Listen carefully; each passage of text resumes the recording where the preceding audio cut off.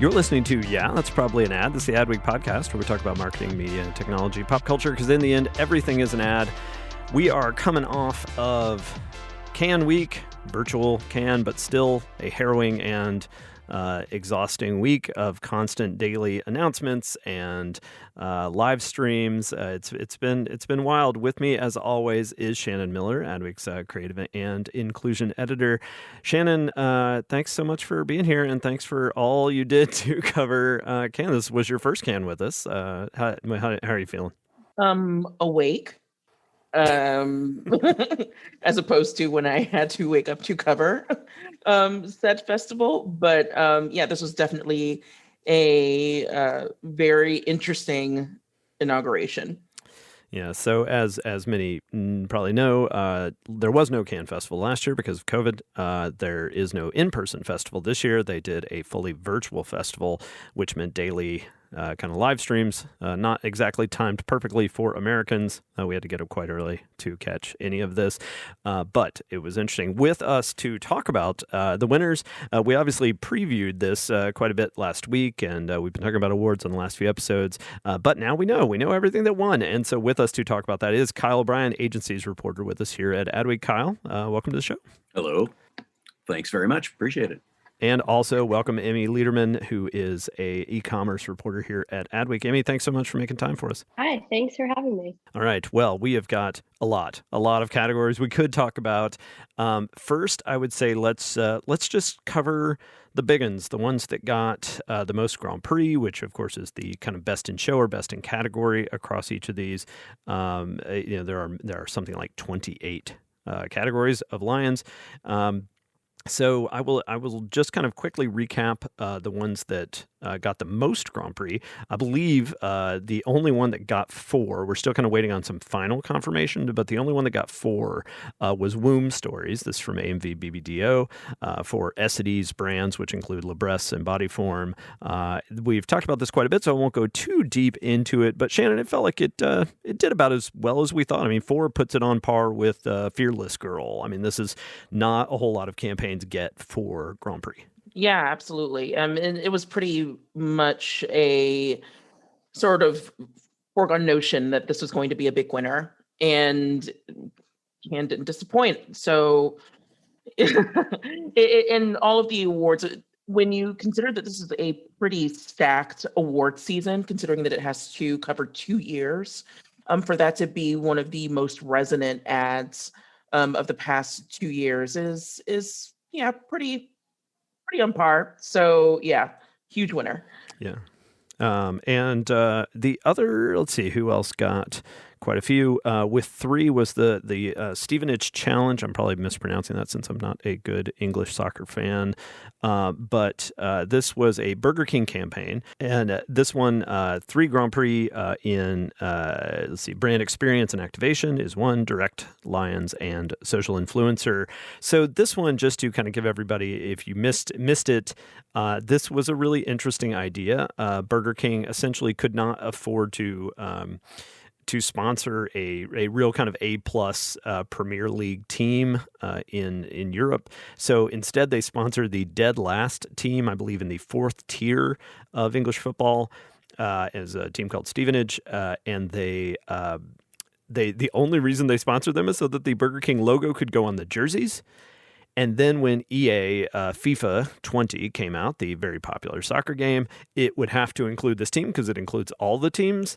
And then Burger King challenged everyone to play career mode as Stevenage and then to recruit as many like star players onto your team as you possibly could so that Burger King could have, these Cristiano Ronaldo type guys wearing the Burger King jersey. So it was kind of a workaround for sponsorships and a great way to kind of force celebrity players. Did any of y'all have any thoughts about this one? It was clearly a jury favorite. I would guess 99.9% of average consumers have never heard of this, but one that juries loved. What did you think? Well, okay. This is Kyle. I thought it was a brilliant thing because I am an English soccer fan and I had never even heard of Stevenage before because they've probably always been in the 4th tier. I liked that they acknowledge this. I thought David did a really good job, but at the same time, it didn't get acknowledged. The follow-up to this was actually with the women. They sponsored the women's soccer team, and that was a big deal. And I don't know why that wasn't included in some of these campaigns, but Yeah, I wonder if that one is on the next awards cycle, maybe. it might be because it did come out a bit later. Yeah, So. that was my only thought, because that one I think would have actually done better. So we'll Yeah. probably be talking about that one again. Yeah, this is, as Kyle mentions, this is from David, the agency network owned by Ogilvy, that specifically their Miami and Madrid offices. I don't know. Not to sound contrarian on this. I think there's always a campaign that does very well at Cannes that I'm always like, yeah, maybe this is a bit much to say that it deserved that many Grand Prix for something that is basically just like, hey, look, we found a clever workaround. Shannon, what I like about it is that it gets at the gaming as a platform idea, which, not to sound like, a big dork, but I think is really interesting. I think you look at Fortnite, you look at these, really defining kind of platforms of this past year. A lot of them were gaming. I mean, even things like Animal Crossing is a platform, if you think about it right. We saw this a lot with Wendy's. Wendy's and VMLY in Arkansas City did a lot of stuff to bring Wendy's into gaming spaces and really kind of make good use of that. So I don't know. It feels like there's something there that it will make marketers actually think beyond just, I could sponsor an esports team. And that's why I was drawn to this campaign in particular, because I think it made great use of the platform right as brands are really turning to gaming much more. Like, we have 2 pieces coming up that are gaming related. A lot of brands are kind of now flocking to gaming as a way to get their products out to younger generations. So I don't know if this was necessarily ahead of the curve, because we've seen this before in other areas, but I do like that it's getting such great recognition and will maybe encourage other brands to look towards gaming, as you said, a viable medium outside of just sponsorship. Yeah, and I think we throw around words like hacks, like when you talk about these kind of workarounds for things. But I do think that they are really interesting. I think Cannes tends to and juries tend to maybe favor these kinds of clever workarounds, because sometimes you're just like, yes, it is clever. I would say I generally preferred, although I doubt it'll get near as much publicity, but there was another campaign recently where a young victim of knife violence in the UK who had aspired to be a professional soccer player was added into FIFA as as kind of an extra player you could recruit, and that was a nonprofit effort to raise awareness against knife violence. And so it's basically, if he had achieved his dream, this is where he would have gotten to compete on this level, but he did not. And that's a hell of an idea. And so I think we're going to see more of these of people. Now the downside of things like this is that once juries see it once, they kind of never want to see it again. So it'll be like, well, that is a better version of this, but I've already seen it 3 years ago, and therefore I am not going to vote for it. But let's quickly, so that we can get into each of your favorites, I'll just kind of quickly go over the other big winners. We had Naming the Invisible from Ogilvy, Pakistan, won 2 Grand Prix in media and mobile, and then Sick Beats won 2 Grand Prix as well in pharma, and then radio and audio. Shannon, you were staying on top of that one. Tell us about Sick Beats. So Sick Beats is technology from was it Wooger? WOO.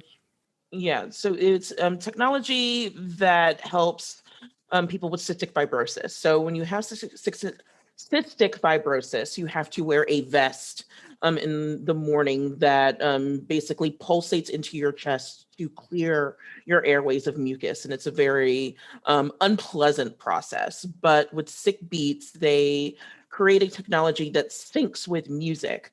And they had children with cystic fibrosis try out the technology. So you see these little kids with this really cool vest, and they're able to pump Justin Bieber into their chest to clear out their airway, clear out their air passages. So it was a really cool way to sort of diversify how we look at accessibility and how we can implement music into these practices, because typically with music, we only consider it for like speech therapy, but it has a lot of really excellent uses in other areas. So I thought this was a really touching and cool campaign. And it's always nice just to see really happy kids.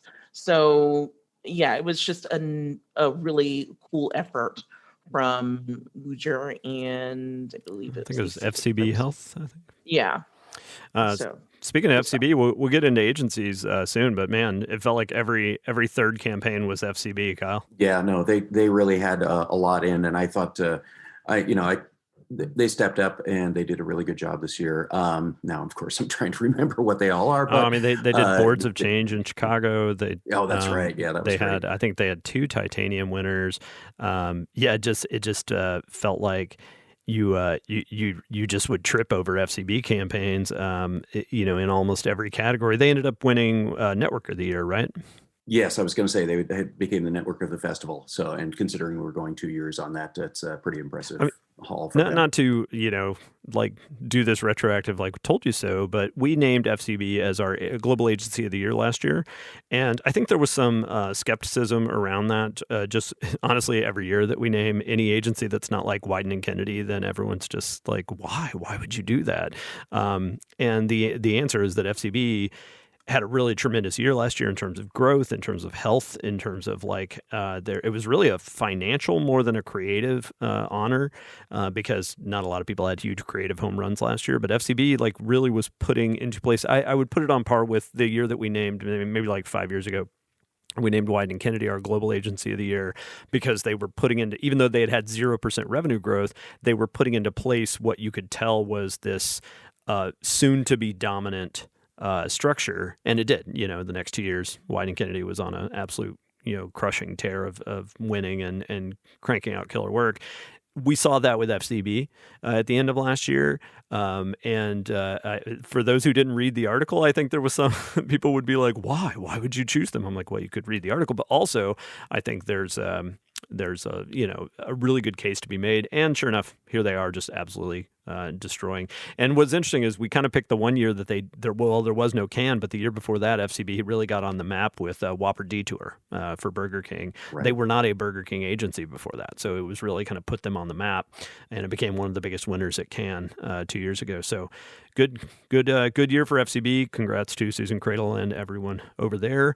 We'll get back to probably agencies in a little bit, but Emmy, tell me, you covered the creative e-commerce lines. You covered the always mouthful sustainable development goals lions, which is the SDG lions that are supposed to promote the UN's global goals.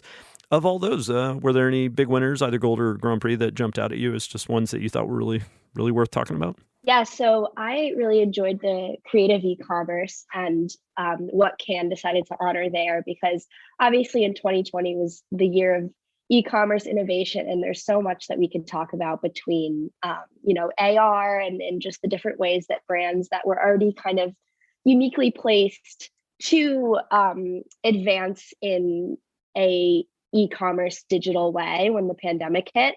There's a lot of impressive stuff there, but I think that Cannes did a really good job at honoring the people that helped save jobs, and going back to, I guess you could say, more of the basics of digital commerce. So we have this newspaper that's based in the UK that created that its whole revenue model. It's called The Big Issue, and it hires people as people that are living in poverty as an alternative to begging. And has them, sell their products on the streets. But when the pandemic hit, they went from selling, I think they said 80,000 copies a week to 0. So they really had to quickly pivot to make sure that these people still had a job. So I think that it was really interesting. They partnered with LinkedIn, and they were basically able to recreate an entire roadmap using people's LinkedIn profiles and their status as employees, figuring out where these vendors were positioned, and they created e-commerce profiles for all of their vendors and gave them a space on LinkedIn. So I think kind of that impact was twofold. One, the fact that they were able to save their business model, because the big issue was in big danger at the beginning of the pandemic, but also changing the way that people view professionals on LinkedIn and making it a more inclusive space. I think this was a really important campaign for that. Yeah, I moderated one of Cannes' virtual discussions with Tiffany Rolfe, who was the jury president for Creative E-commerce. She's also the global CCO for RGA, and she and I talked about the fact that a lot of brands say that they create campaigns with empathy, and often what they mean is sympathy. Like, it's a lot of times it's like, look at these people, feel bad for them. We're giving them money to make them feel better. This was a real campaign of empathy. You are elevating the humanity and the peer nature of people who are at risk of homelessness, and you're bringing them to LinkedIn. You're putting them alongside the executives that they used to sell these newspapers to, each week. And it's and then giving them a platform. It's like the campaigns we saw about helping people who don't have a job, getting them a suit for job interviews, things like that. You're elevating people to more equal standing, and it just felt good. I like that one. I think it was called Raising Profiles was the official name of that, right? Yeah. And when you talk about all of these campaigns and brands that are kind of just tied to lip service and don't always end up following through with what they promise, I think this was a great example of how these vendors were able to actually increase their sales, who were already successful, were able to increase their sales on LinkedIn.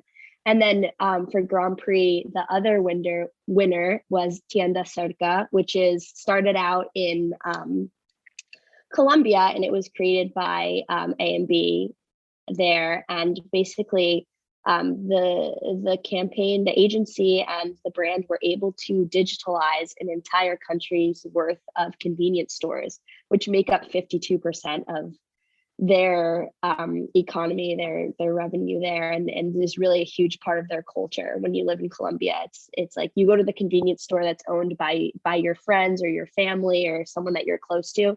So, and they never had a digital model. So I just think it was really impressive. It was such a simple technology, something similar to, I think they used Waze, the driver app, to power it. But again, such a simple technology, but something that made a huge impact. And I think that Cannes did a nice job this year at looking at the impact opposed to just, the e-commerce tools themselves. And like, who's making the most billions of dollars? I mean, this has been a rough year and a half in terms of thinking about e-commerce. We've all come to rely on it more than ever, but we've also watched the rich get much, much richer while everyone else gets phenomenally worse off. And that I struggled with that. Going into these e-commerce lands, I was like, am I just going to see some fat cat major e-commerce platform like doing better? And in the end, I think there's a reason that the winners went to these ones who are really helping use those platforms for good and helping others. Kyle, were there any that you covered that jumped out to you as ones that are good examples or that people might have missed the first time around? Okay, so I think creative data really is one of those categories that people don't think about a lot, because creative and data for so long never even talked to each other.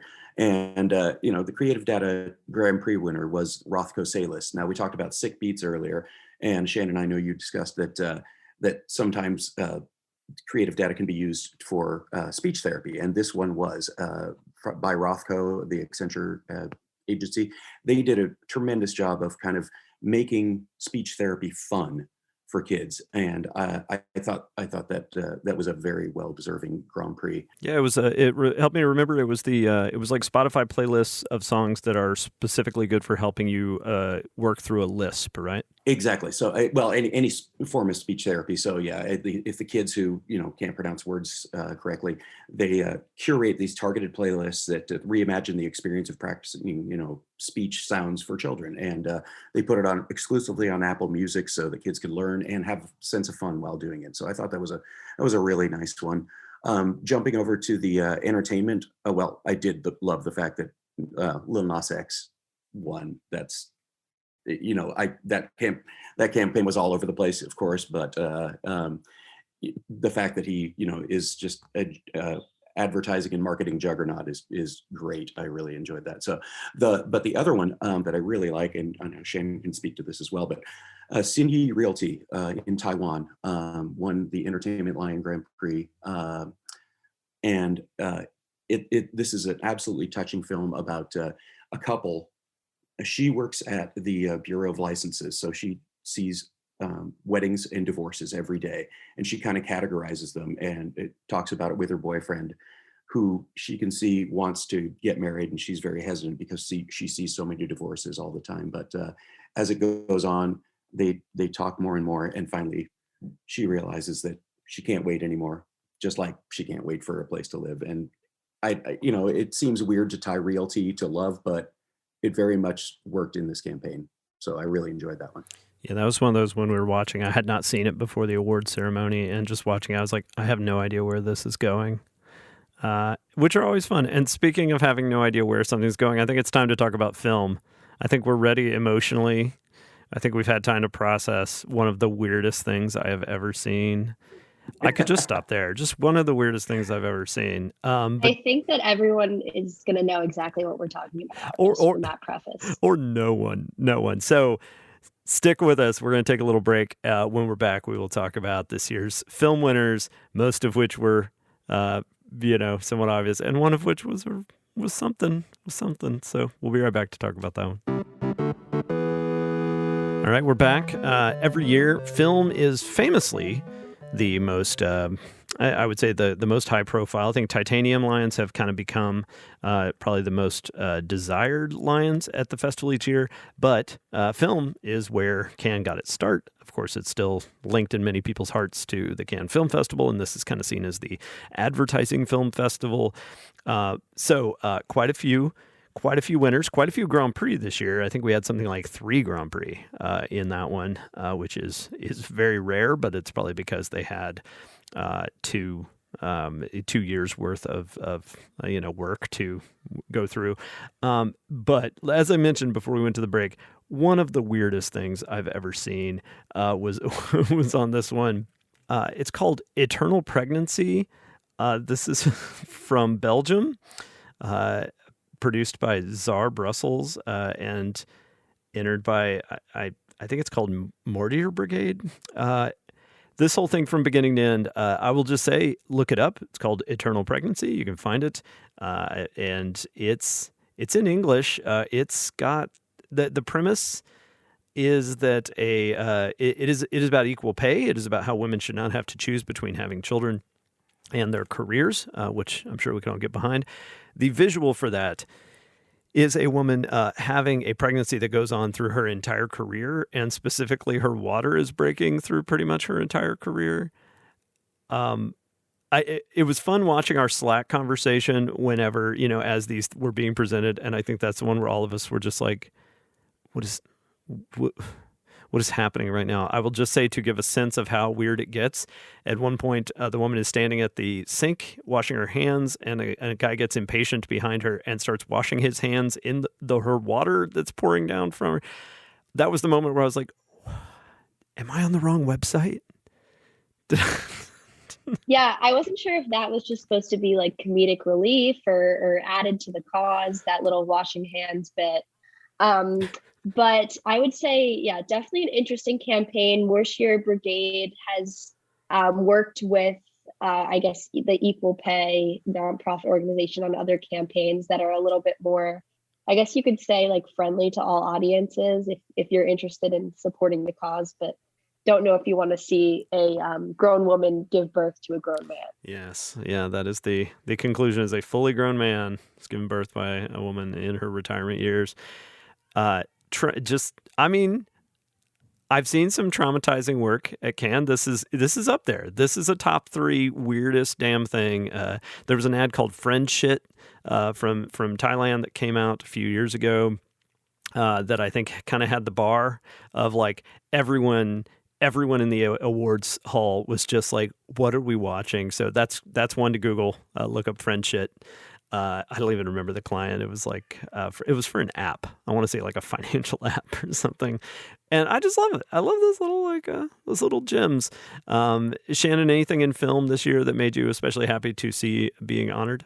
Yeah. So color me surprised when I saw Crocodile Inside win Grand Prix, because I was convinced that I had written that up like 5 years ago. Yes, this is the Lacoste ad that I think literally was like from 2019. Yes, from May 2019. Why do I know that? Because I wrote that up for the site as soon as it came up. But I was so happy. And I have to just say, I'm so thrilled to see it get a Grand Prix. Whenever I talk about the type of resonant creative that really works for me, my favorite creative comes from brands that understand that you don't necessarily have to center your product to create resonant creative that connects with your product. Using your name as sort of like a conduit for just really good storytelling is such a great way to, flex your creative prowess and to show that you can look beyond yourself to find really just great stories that connect with your consumer base. Whenever I think of that, I think of two stories or two campaigns in particular. There's Shiseido's 2018 Halloween campaign, the Party Bus, and Lacoste's Crocodile Inside. And to sort of have your product sort of recede to the background as you watch this tumultuous relationship go through these like growing pains, and like seeing the building physically split with their argument was so like resonant and just sticks with you. So it was really nice to see that come in out of nowhere, seemingly, because I don't think that came up with many of us when we were thinking about what could take top honors this year. I did not even think about it once, because again, I was convinced that it was so long ago, but it was really nice to see that get its just desserts. Well, I think it was like 6 years ago. So there's a bit of a history here of Lacoste creates these really gorgeous cinematic ads every year, every other year. They're truly incredible. Like all of them have been so good. They're also consistently, I won't say snubbed by Cannes, but they're like silvers. And so every year something will win film. And the year that it really boiled over, and I saw the French journalists actually get downright angry, was the year that Harvey Nichols, which was kind of had become a perennial Cannes winner while polarizing, they had won a bunch of Grand Prix for their campaign, Sorry, I Spent It on Myself, and then they won Grand Prix in film. And I was the first to ask the jury, like, why? The ad was fine. This was the same year as Epic Split, one of the greatest ads of all time, and they made it, it was a tie. They were like, Harvey Nichols ties with Epic Split. And I was like, does it though? Like, are those even close? And then I thought I wasn't upset. I don't really have a dog in that fight. I just thought it was weird that the jury would pick an ad. If you can go back and watch the Sorry I Spent It on Myself ad, it's not, I don't know, it's fine. And then the French journalists were just like, why did you give Lacoste a silver? Like, this is your pick for Grand Prix and like the best ad that France has produced in years. And so historically, given that context, I was pumped. I was pumped. I was glad that I was sorry that the French weren't there to see it in person, because the French work typically does not get much of a spotlight at Cannes, ironically. But so yeah, I was glad to see that. Also, I'm just going to quickly note another Grand Prix winner in film, because we're just waiting all week to see if Nike, You Can't Stop Us, would win, honestly, anything. Nike's had a weird few years on this front. So last year, everyone thought that Dream Crazy was going to be, 2 years ago, the last Cannes Festival, everyone thought Dream Crazy was going to be this runaway winner. And it won 2 Grand Prix, which is certainly not bad, but it really didn't take home near as much as people thought. And juries kind of gave it quite a few bronzes and stuff. This year, same thing with You Can't Stop Us, which is the split screen ad that many of you may remember. Adweek named it the best ad of the year. And so it was kind of funny. All week I kept seeing it get bronzes. And I was like, oh, crap, we called it the best ad of the year. Like, why does no one agree with us? And Filmcraft, where I really thought it would excel, because it is an ad that took thousands of hours to edit and produce, and it is gorgeous. It's one of the most beautifully produced ads I've ever seen. It got like a bronze in that. And so I was really curious, is it even going to get anything from film? It did. It won Grand Prix, so congratulations to Whitney Kennedy too. But and also just made me feel like I wasn't quite as bad at picking great ads as I like to think I am, and that the Adweek staff is. With that, I'll kind of open it up. We got a few minutes left here. Emmy, any other campaigns you saw win that you thought were really interesting that more people should know about?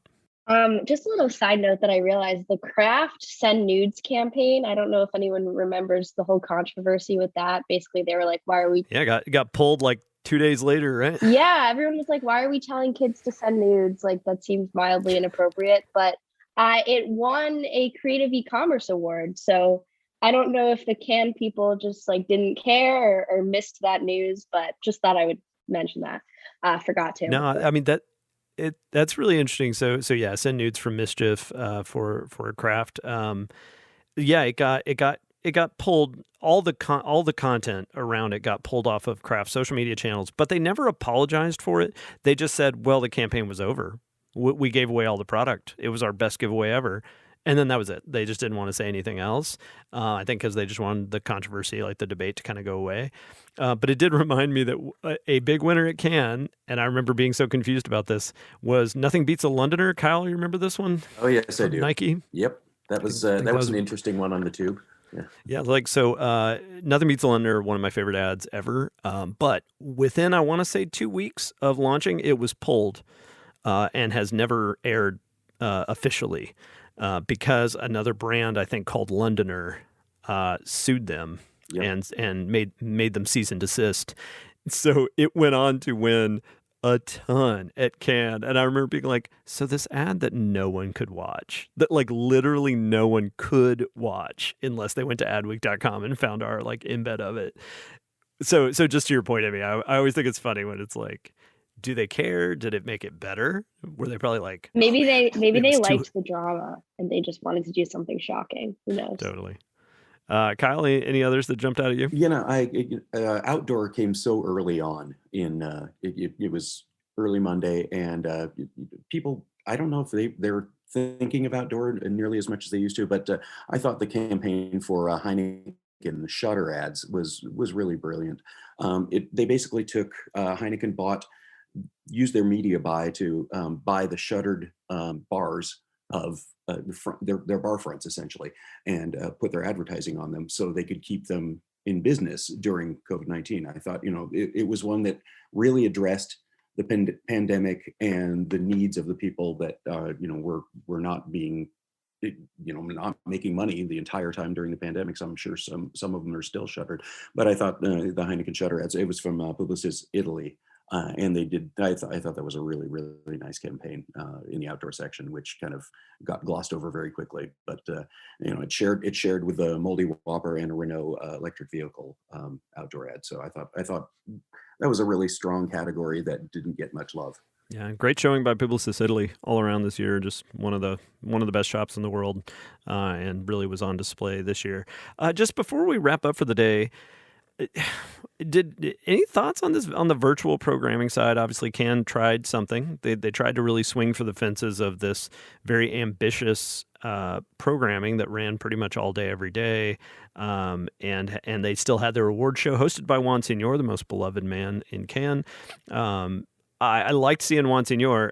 The rest felt a little, I don't know, rough to stick with. It was long, like each session was like an hour. And I think we at Adweek have learned that after 20 minutes of any sort of live feed, it doesn't matter if you're talking to, Brad Pitt, it's like after 20 minutes, people just fade out. Now, what'd y'all think of the programming side? I would say that I think that if they would refine and kind of think outside of this, I don't want to say stoic image, but very polished image, they could do some really great things on the virtual side and maybe integrate it into future festivals so that the festival is a little bit more accessible worldwide. But yeah, like you said, there were parts where it's like you could tell that right now they're considering the virtual side as just a means to an end. It's like, let's just do what we need to do until we can like be together in France again.